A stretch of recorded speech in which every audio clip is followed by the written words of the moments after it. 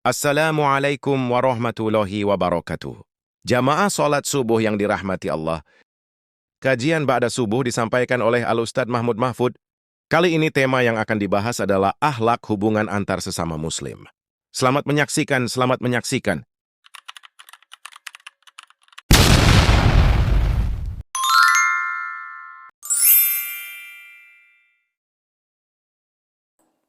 Maka ayat yang ke-10 sifatnya khusus, sifatnya spesial, hanya akhlak hubungan antar sesama mukmin. Maka Allah Subhanahu wa taala mengawali ayat yang ke-10 ini dengan ungkapan innama.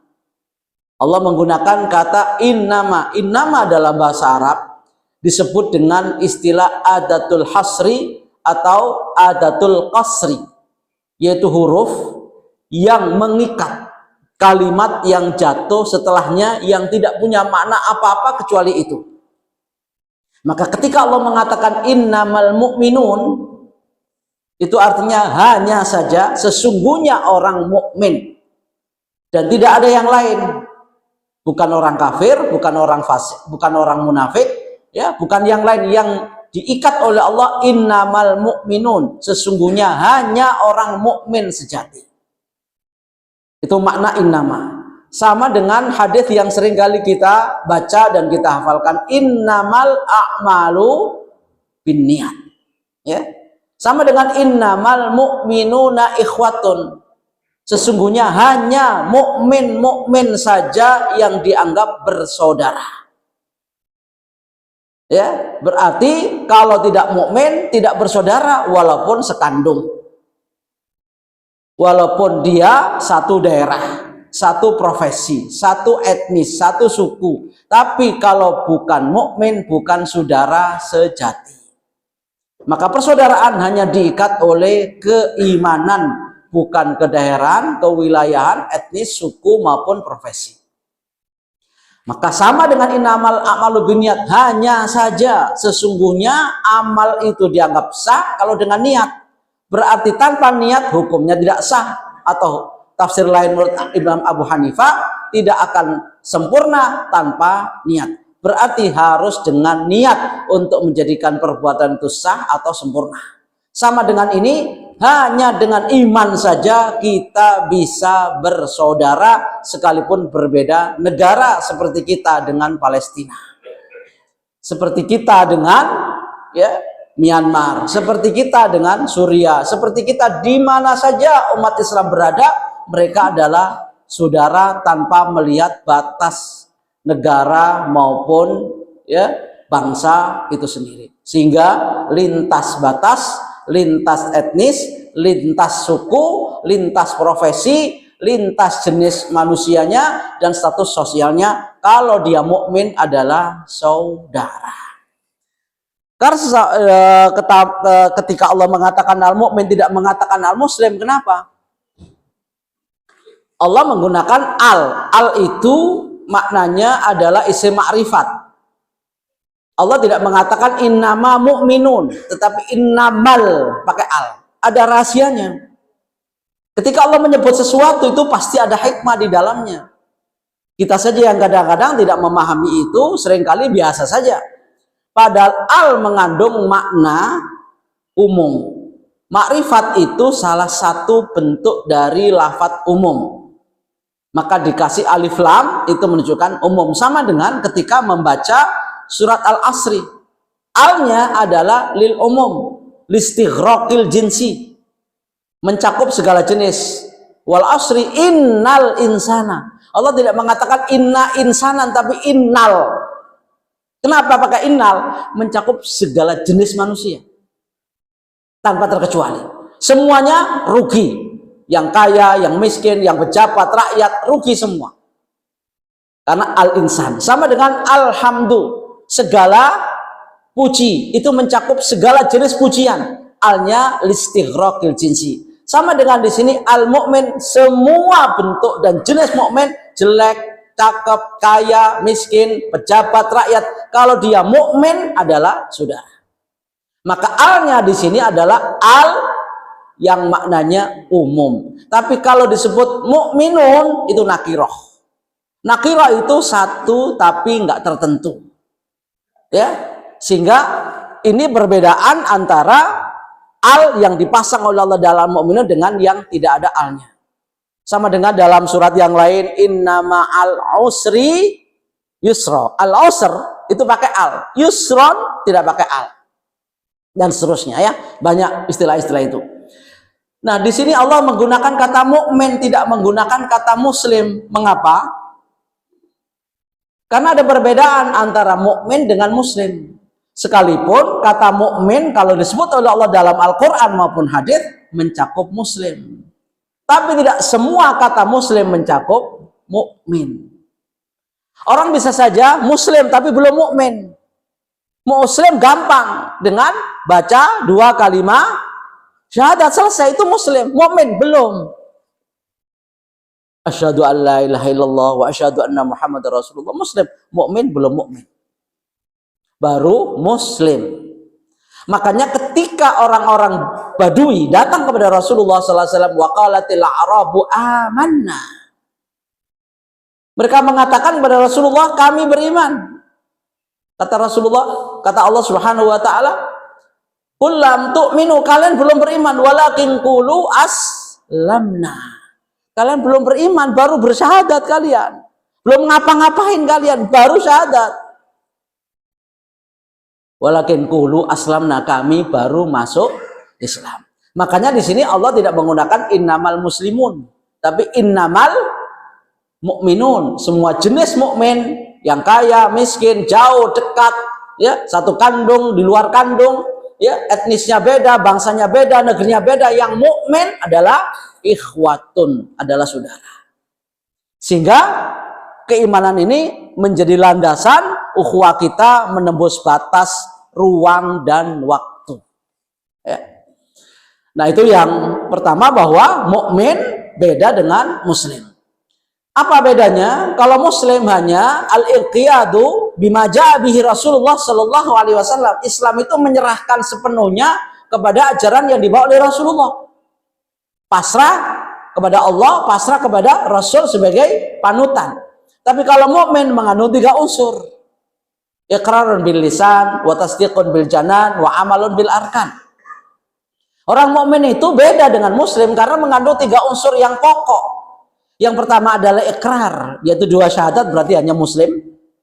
Ikrar bil lisan, mengucapkan, mengikrarkan dengan lisannya, asyhadu an la ilaha illallah wa asyhadu anna Muhammadar Rasulullah. Mukmin diawali dengan muslim, iman diawali dengan Islam, yaitu ikrar. Tapi nggak cukup berhenti sampai di ikrar saja, janji-janji tanpa bukti, kata-kata tanpa fakta, retorika tanpa amal nyata. Maka Allah Subhanahu wa taala menolak mentah-mentah. Maka harus diyakini dengan wa tasdiqun bil janan. Diyakini apa yang diungkapkan dalam hati, direnungkan apa yang ada di dalam lisannya, itu merasuk ke dalam relung-relung hati yang paling dalam. Bahwa apa yang diucapkan itu benar-benar menjadi keyakinan, bukan hanya sekedar ungkapan verbal yang begitu saja diucapkan.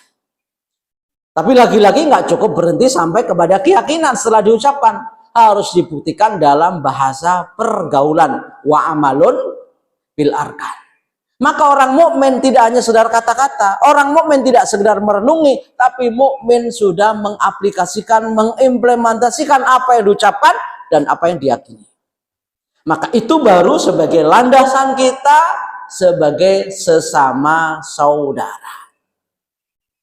Maka orang mukmin harus menunjukkan amalnya, bukan flexing, hanya menunjukkan hartanya. Yang sekarang banyak kan lagi orang mukmin muslim tapi flexingnya bukan flexing amal, tapi flexing harta. Walaupun amal tidak perlu dipamerkan sebenarnya, tapi untuk dalam rangka menggugah, memotivasi, mendorong, memicu orang lain untuk berbuat baik, boleh flexing. Seperti sholat jamaah ini flexing. Jangan jamaah nanti flexing, pamer ria, nggak ada yang jamaah. Sholat Jumat flexing, haji apalagi foto-foto depan Ka'bah, flexing. Tahajud bin nikmah, sudah bersyukur kepada Allah Subhanahu wa taala, asal niatnya bukan pamer dan riya. Jadi dibedakan antara tahajud bin nikmah dengan flexing. Maka seorang mukmin harus menunjukkan, membuktikan keimanannya dengan amal soleh. Maka seringkali kita temukan dalam banyak ayat, ketika Allah menyebut kata iman, pasti Allah menuntut satu di antara dua atau kedua-duanya, yakni melaksanakan perintah atau meninggalkan larangan, atau melaksanakan perintah sekaligus meninggalkan larangan. Itu konsekuensi daripada orang beriman harus mengamalkan. Baik itu mengamalkan sesuatu yang diperintah atau mengamalkan sesuatu yang dilarang, dalam arti meninggalkannya. Tidak ada kata lain kecuali satu di antara dua atau kedua-duanya. Itu mukmin. Sehingga berbeda antara muslim dengan mukmin. Baru ini yang menjadi landasan kita untuk bersaudara dengan siapapun saja kalau mereka punya kriteria iman. Tanpa peduli, tanpa melihat dan pilih kasih. Baru dikatakan ikhwatun, saudara. Ikhwatun dari kata akhun, ya, muthannanya akhwani, jamaknya ikhwatun atau ikhwan. Ikhwatun itu bentuk mudzakkar, bentuk jenis laki-laki. Jamak yang lain ikhwanun, yaitu laki-laki. Kalau perempuan ukhtun, saudari laki-laki perempuan. Akhwatun bentuk jamak daripada ukhtun. Ya, ikhwatun sama dengan ikhwan, ya. Ukhtun jamaknya akhwat. Nah, kenapa tidak disebut innamal mu'minuna akhwat gitu misalnya? Kok hanya innamal mu'minun, kok nggak termasuk di dalamnya innamal mu'minat? Dalam Al-Qur'an itu Bapak Ibu, ini ibu-ibu jangan tersungging, ya, jangan tersinggung. Seringkali Allah Subhanahu wa taala menyebut kata laki-laki termasuk di dalamnya perempuan. Tapi kalau Allah menyebut khusus perempuan, laki-laki nggak ikut-ikutan. Tuh bapak-bapak jangan manut terus ya. Ibu-ibu khusus tuh. Tapi kalau laki-laki disebut, perempuan harus ngikut. Makanya ar-rijalu qawwamuna 'alan nisa, ditaati. Ya. Jadi segala bentuk ungkapan, ya, diksi dalam Al-Qur'an atau redaksinya pakai laki-laki termasuk di dalamnya perempuan. Tapi ketika Allah menyebut perempuan, laki-laki nggak usah ikut campur. Itu khusus masalah perempuan. Di belakang nanti akan kita sebutkan perbedaannya. Maka ketika Allah mengatakan innamal mu'minuna, termasuk di dalamnya adalah mukminat. Ketika Allah mengatakan ikhwatun, termasuk akhwat. Gitu ya. Maka persaudaraan landasannya adalah akidah. Nah, bila terjadi friksi yang mengundang emosi, yang kadang-kadang sudah sampai pada lempar kursi, ya. Nah, itu kita lihat tuh. Fa aslihu. Jangan dikompor-kompori, tapi damaikan dan dimediasi. Baina akhwaikum. Jangan sampai menjadi provokator. Malah masih masalah. Bila terjadi pertikaian, friksi, ya, dan sambil lempar kursi kadang-kadang, nah, ini harus segera didamaikan, nggak perlu dipanas-panasi. Karena apa? Mukmin, malu kita. Sesama mukmin bertikai kan malu. Kadang-kadang kita ini akrab sama non-mukmin, non-muslim malah akrab sama mukmin malah berantem. Ya, kita tuh lebih kenceng, garang, galak kalau sama muslim tuh. Kalau sama non-muslim toleran, teler semua itu. Ya enggak, seringkali keliru kita ini menerapkan ukhuwahnya. Wah, ini ukhuwah wataniyah, ukhuwah basyariyah. Lebih penting ukhuwah imaniyah. Lebih penting ukhuwah Islam. Ada skala prioritas ukhuwah itu. Bahkan kita mengalahkan ukhuwah dalam sekandung. Ukhuwah imaniyah itu paling tinggi. Ya, nggak boleh mengalahkan yang lain. Ukhuwah ini demi bangsa, demi NKRI harga mati. Sampai mati nggak mengerti apa-apa. Ya, malah melecehkan saudaranya, membuli saudaranya, ya, mengacaukan persahabatan dan persatuannya. Tapi sama non, baik amat loh sama orang. Dapat apa sih? Gitu kan? Nah, ini kadang-kadang keliru dalam menerapkan ukhuwah. Padahal ukhuwah adalah landasannya adalah iman. Bila terjadi pertikaian, fa aslihu, islah. Dalam islah itu boleh bohong. Islah itu boleh bohong. Dalam rangka mendamaikan saudara yang bertikai, nggak boleh ngompor-ngompor. Kalaupun mengompor-ngompori perkomporan itu, biar nggak meleduk gitu. Perkomporan itu didinginkan dalam rangka untuk mendamaikan. Maka ada 3 perkara yang orang boleh bohong. Ini bapak-bapak, ibu-ibu perlu tahu. Di antaranya adalah hubungan suami istri boleh bohong. Tapi jangan terus-terusan. Satu saat kalau pingin menjaga harmonisasi keluarga agar tetap romantis, rukun, guyub, akur, kadang-kadang boleh bohong itu. Habis pulang kerja, istrinya masak, udah capek-capek keringetan gitu ya, ditawarin makan, Mas sudah makan? Udah. Piring melayang. Namun ibu-ibu ini capek. Udah makan? Belum, walaupun sudah makan. Dalam rangka apa? Menjaga keharmonisan rumah tangga. Ya. Tapi jangan dipraktekkan terus-terusan ya Pak. Bisa kacau itu. Yang kedua adalah dalam peperangan. Boleh orang perang itu main strategi bohong-bohongan. Seakan-akan mundur tapi untuk maju. Seakan-akan kalah tapi untuk menyerang. Itu boleh. Pura-pura mati tapi begitu orangnya pergi ditembak dari belakang. Gitu kan. Boleh. Wah ngaco ini katanya mati. Kok pura-pura mati? Enggak apa-apa strategi. Ya. Nah, banyak di Palestina itu kalau kita lihat video-videonya itu kan luar biasa strateginya. Nah, ini boleh dalam peperangan itu harus bohong. Kalau nggak jujur, ketembak duluan. Oh nggak apa-apa mati syahid, nggak apa-apa. Iya nggak apa-apa, tapi bunuh diri namanya. Harus pakai strategi namanya siasah. Yang ketiga, dalam mendamaikan orang yang sedang bertikai itu boleh bohong. Ada 2 tetangga A dan B berantem. Nggak akur, udah 3 tahun nggak pernah nekur. Ketemu melengos, manyun kayak bemo Manggarai Senen. Yang udah nggak ada ya. Itu dulu. Ya, itu udah nggak pernah senyum, manyun aja udah. Ya, tetangga tuh nggak ada di sini, nggak ada, orangnya nggak datang, nggak ada. Nah, bagaimana caranya mengakurkan 2 orang ini? Bapak boleh bohong. Pak, saya barusan ketemu dengan si A. Ada salam dari Bapak A untuk Bapak B. Oh iya, masa iya? Selama ini manyun kok titip salam. Iya betul, salam hangat untuk Bapak. Hangat bener, iya hangat tai ayam gitu ya. Bener Pak. Nah, mulai terbuka nih. Wah, mulai baik dia. Ya udah deh kalau nanti ketemu salam ya sama dia. Nah tuh mulai cair dikit. Apalagi kalau bawain semangka, melon. Nah itu Pak ini hadiah dari Pak A. Padahal dia yang beli sendiri depan pasar Pucung.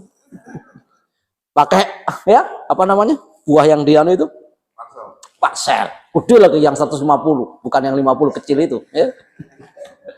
Nah itu bawa tuh Pak ini hadiah dari A. Padahal dari dia itu. Oh hebat bener nih orang. Biasanya manyun kirim buah. Akhirnya dia beli roti. Di roti sebelah pasar apa? Ujung. Pasar Pucung depan pom bensin apa namanya? Roti apa namanya? Global. Oh, apal Bapak ya. Ini bukan promosi Pak, karena deket aja ya. Beli dia di Global. Akhirnya dia saling memberi hadiah. Oh, Mak, kok dapat saya? Iya, barusan saya kunjungan ke beliau. Ini titip salam kepada Bapak.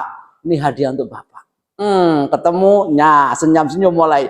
Makasih ya Pak, hadiahnya. Iya saya juga makasih. Cair deh. Padahal hasil kebohongan dari seorang maklar perdamaian. Tapi jangan mulai lagi gitu ya. Udah, selama-lama bangkrut ini maklarnya ini damai terus. Nah, itu islah boleh. Fa aslihu baina akhwaikum. Boleh mendamaikan saudara yang sedang bertikai kayak begini. Jangan dikompor-kompor. Oh iya, saya kemarin ketemu, ajak Bapak, ajakin Bapak.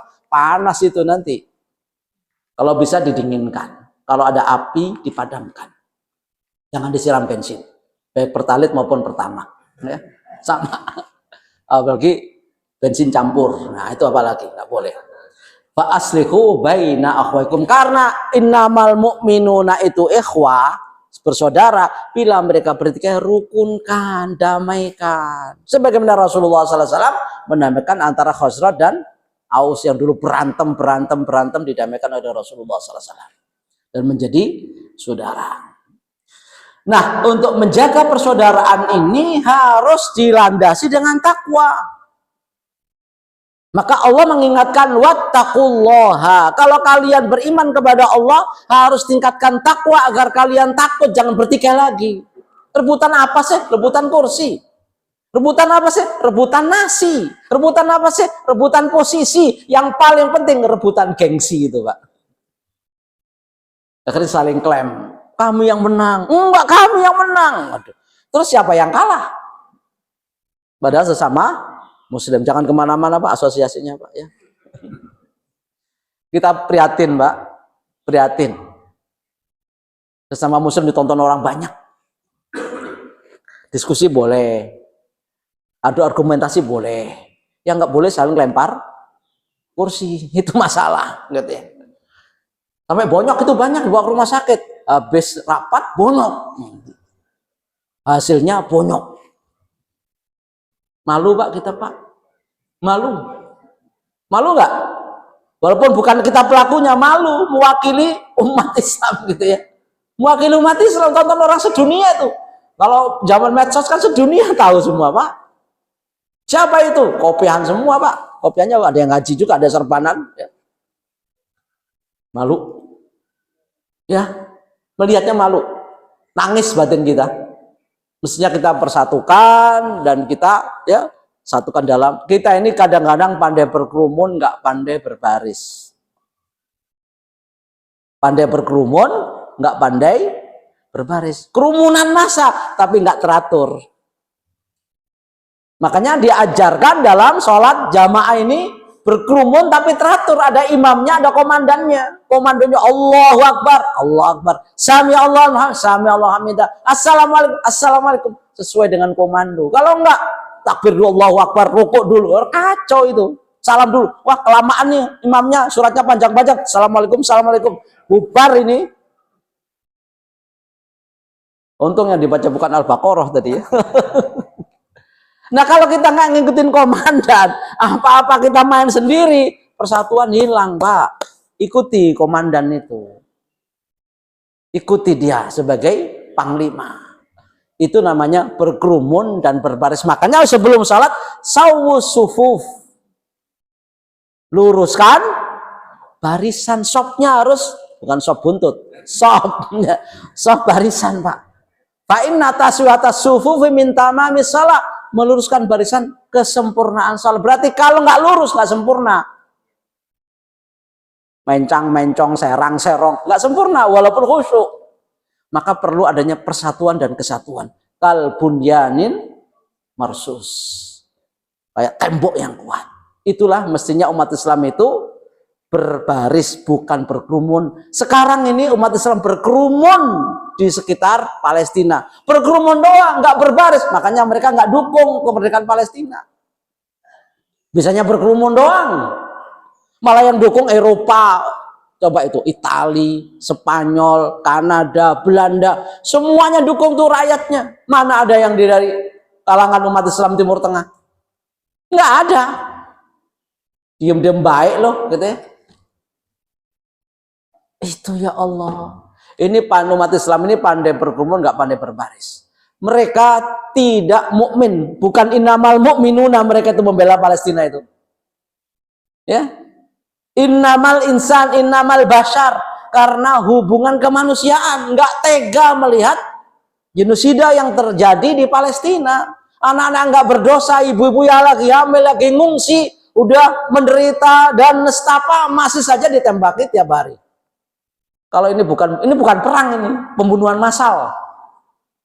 Kalau perang itu kan tentara yang diburu. Ini anak-anak yang diburu, rumah sakit yang diuncurin. Padahal secara hukum perang nggak boleh membunuh wanita, anak-anak, apalagi fasilitas umum untuk rumah sakit. Secara undang-undang dan peraturan itu nggak boleh kan aturan perang. Tapi mereka nggak punya aturan, kayak hukum rimba. Tapi diem baik. Itu karena mereka tidak punya barisan, hanya punya kerumunan. Nah, sekarang mulai bangkit nih barisan orang-orang yang punya kepedulian dan empati, simpati kepada kaum muslimin di Palestina bangkit, walaupun mereka tidak muslim, tidak mukmin, tapi digerakkan oleh rasa kemanusiaan. Kalau kita masih menjadi manusia dan mengaku manusia, cobalah lihat bagaimana penderitaan Palestina.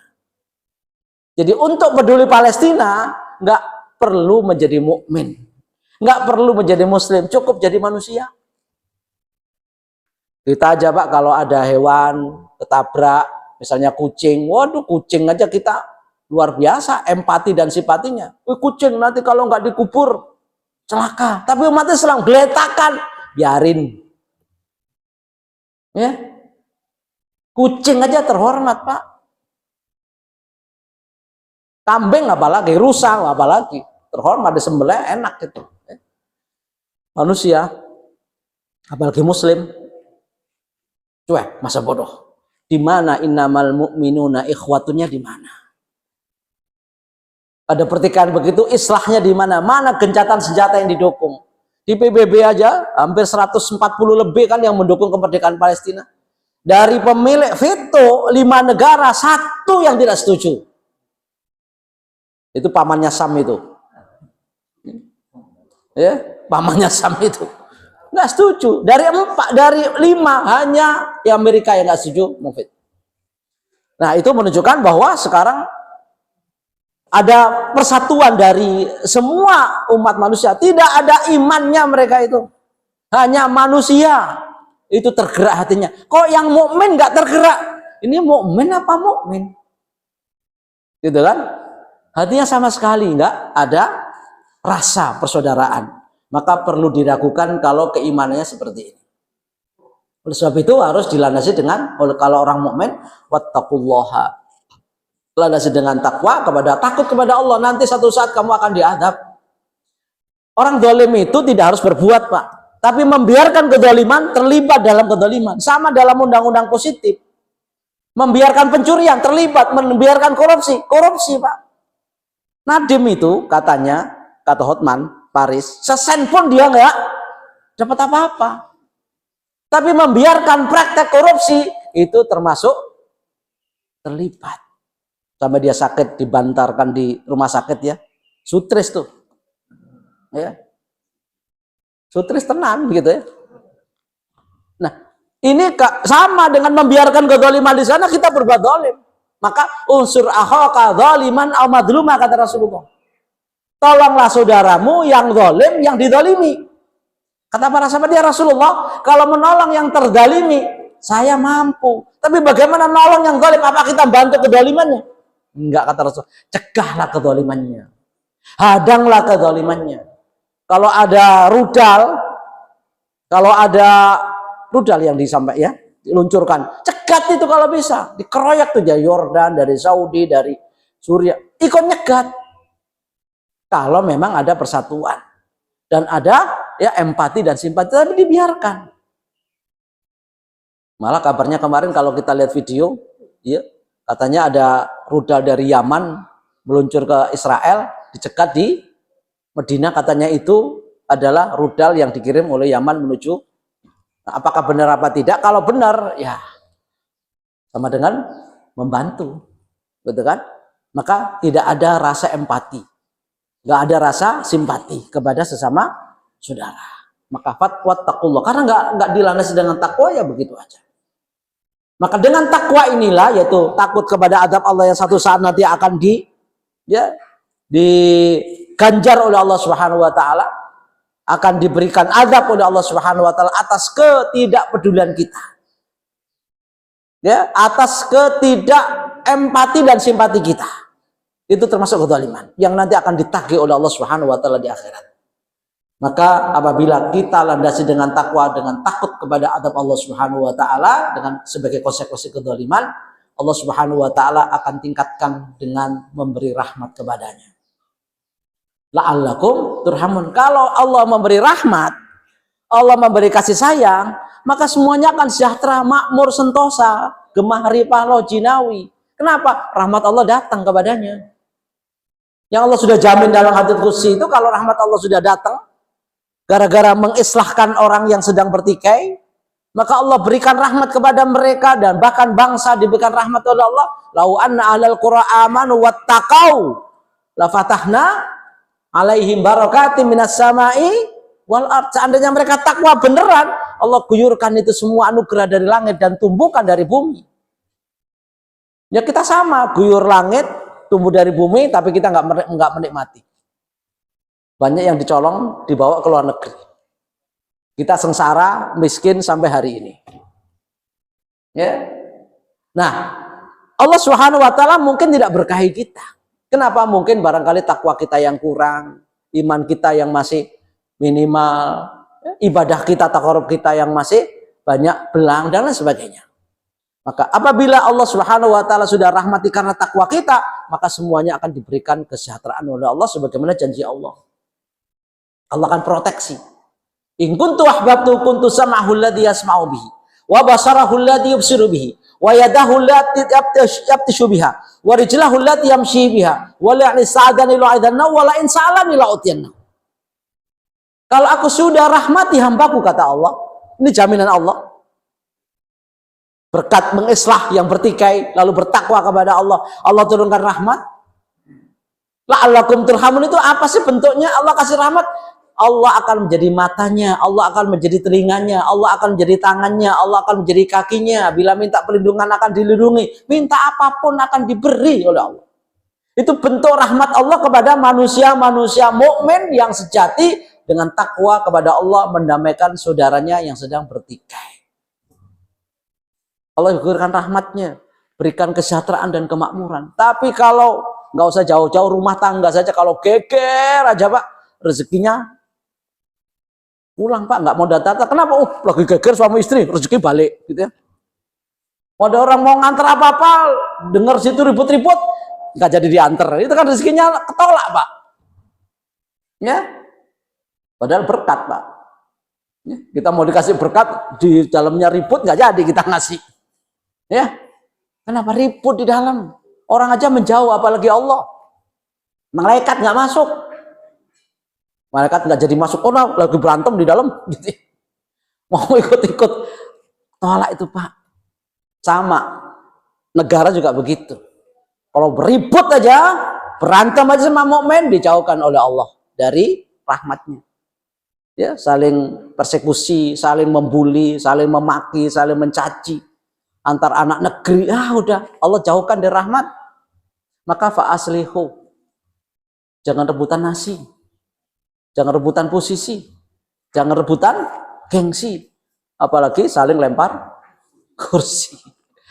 Ya Allah, ngapain? Itu yang bonyok-bonyok juga nggak dapat jabatan tuh, nggak jadi juga, pulang bonyok.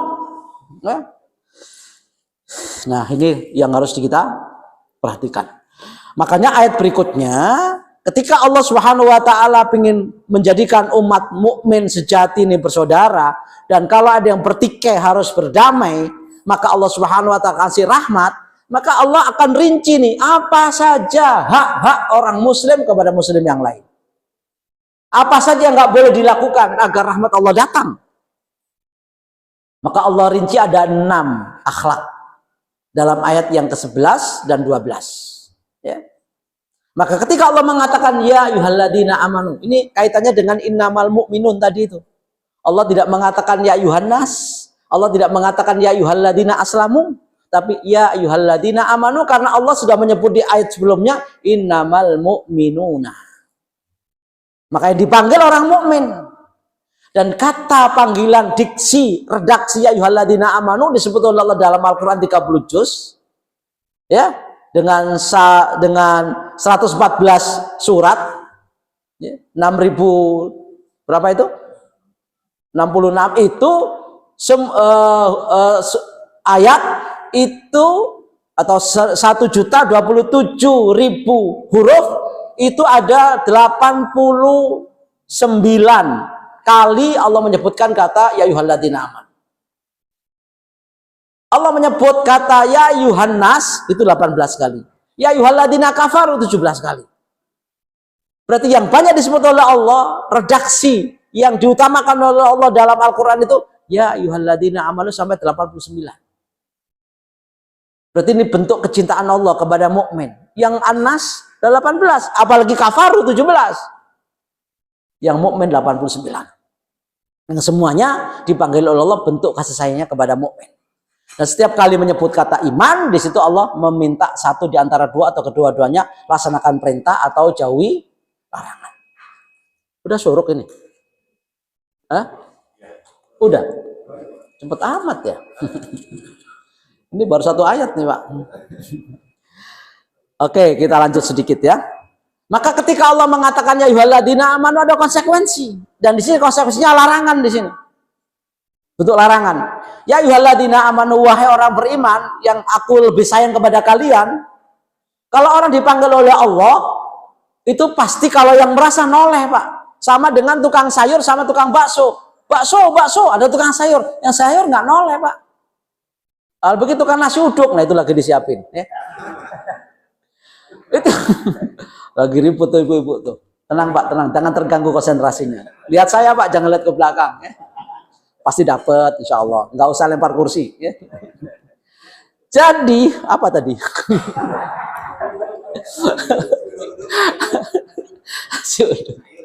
Sayona. Ya ayyuhalladzina amanu, bagi yang mereka tukang sayur atau tukang bakso noleh, apa Pak mau beli? Karena dia yang dipanggil. Sama dengan ini, ya ayyuhalladzina amanu, apa ya Allah, saya bukan bukan kafaru, bukan orang kafir, saya akan noleh. Jadi ketika Allah memanggil ya ayyuhalladzina amanu, kita yang noleh dulu, responsif. Karena kita dipanggil. Kalau kita merasa mukmin, kalau nggak merasa mukmin, saya toh yang dipanggil, saya toh. Dia nggak merasa beriman, nggak merasa dipanggil. Loh, panggil saya toh. Loh, kok saya nggak terasa? Oh, pasti ini nggak responsif, nggak sensitif. Kalau ya ayyuhalladzina amanu pasti menuju kita. Oh, saya dipanggil oleh Allah. Apa pesan Allah? La yashar qaumun. Ini adab agar menjaga ukhuwah, agar tidak bertikai. Ya. La yashar qaumun min qaumin asa ayyakunu khairan minhum wala nisaun min nisa'in asa ayyakunna khairan minhum. Antar satu kaum, satu bangsa nggak boleh meledek, mengejek, menghina bangsa lain. Antara sekelompok wanita tidak boleh menghina, mengejek dan merendahkan kelompok wanita lain. Nah, di sini mungkin Bapak bertanya, kenapa kaum yang sudah mencakup perempuan kok masih ada nisa, Pak? Maaf ibu-ibu, ampun ya. Loh, itu dijawab tuh. Perempuan 10 dibanding 30 laki-laki lebih ramai mana, Pak? Makanya kenapa kalau khutbah Jumat itu perempuan nggak boleh datang, Pak? Takut khutbah sendiri. Maaf ibu-ibu, maaf. Ibu kita juga perempuan, istri kita perempuan, anak kita perempuan. Tapi Allah membedakan nih Pak. Karena biasa menghina, mencaci, nyerocos. Maaf ini bukan yang di sini, di sono. Ya. Itu perempuan. Perempuan itu, ini laki-laki dengan perempuan. Perempuan itu sehari dalam sebuah survei, itu harus menghabiskan kata-kata 20.000. Laki-laki cuma 7.000. Makanya kalau laki-laki dimarahin perempuan, diem aja, kurang kata-katanya. Ibu-ibu melebihi stoknya 20.000. Kalau belum habis 20.000, nggak diem Pak. Makanya kalau menjelang tidur masih aja ngomel, itu belum habis stoknya. Diem Pak. Senjata laki-laki kepada perempuan nggak usah dilayani. Kalau habis baterainya mati sendiri. Ya, ya Pak, ya Pak, ya Pak, ya enggak? Pura-pura aja ini karena istrinya di sini. Ya kan? Tahu aja, ya tahulah, sama lah kita. Jadi kenapa perempuan disendirikan? Karena itu Pak, nyerocosnya itu luar biasa. Kita baru sekali ngomong jauh kayak kereta, panjang amat, kayak KRL yang 12 gerbong itu.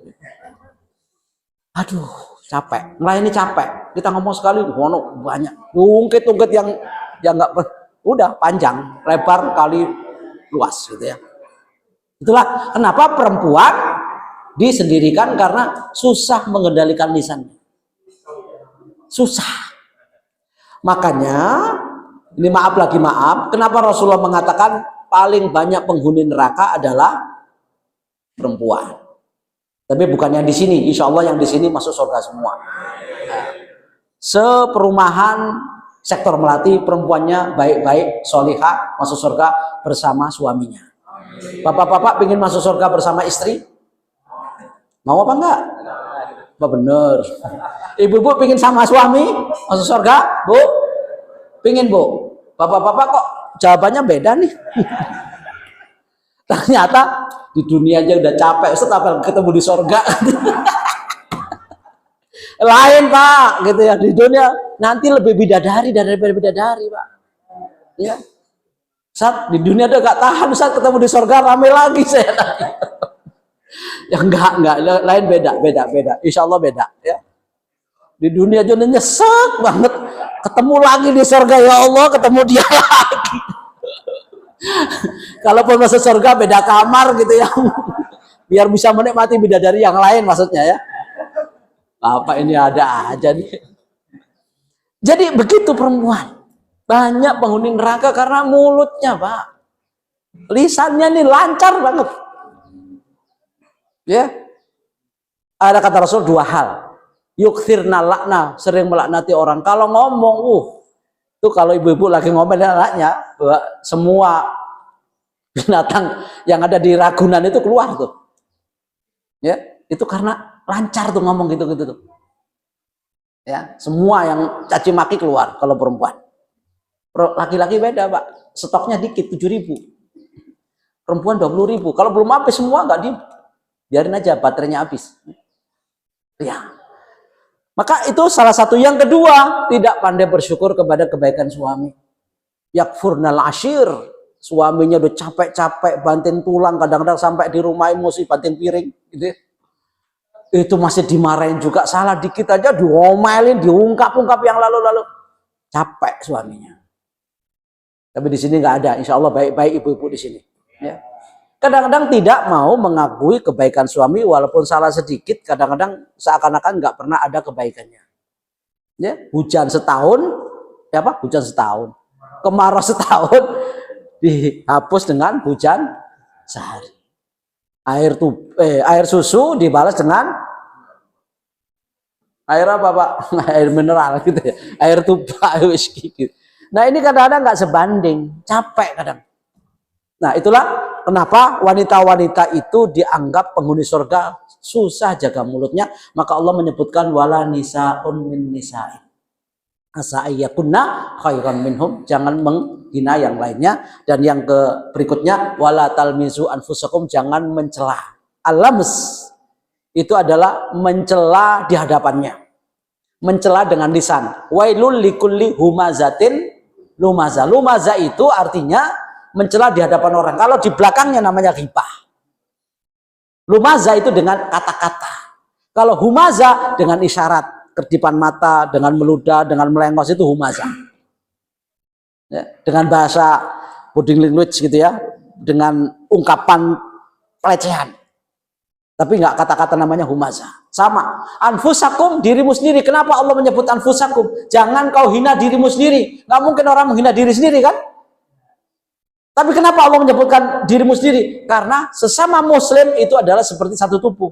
Maka kalau kita menghina orang lain sama dengan menghina diri sendiri. Wala talmizu anfusakum. Yang keempat, wala tanabazu bil alqab. Jangan memanggil-manggil dengan lakob dan gelar-gelar yang nggak baik.